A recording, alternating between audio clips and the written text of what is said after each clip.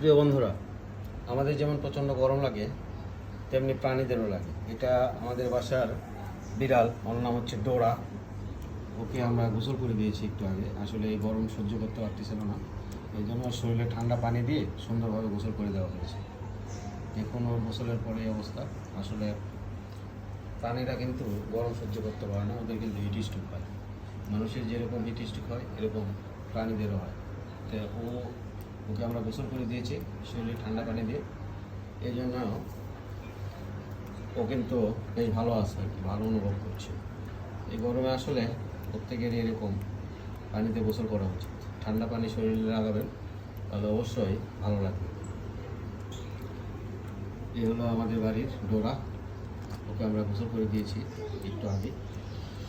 দেখুন, গোসল করে দেওয়ার পর একটু আরাম পাচ্ছে, শান্তি পাচ্ছে। আপনারাও এই গরম থেকে পরিত্রাণ পাওয়ার জন্য অবশ্যই ঠান্ডা পানি দিয়ে গোসল করবেন এবং শরীরে পানি লাগাবেন। ধন্যবাদ সবাইকে। আল্লাহ হাফেজ।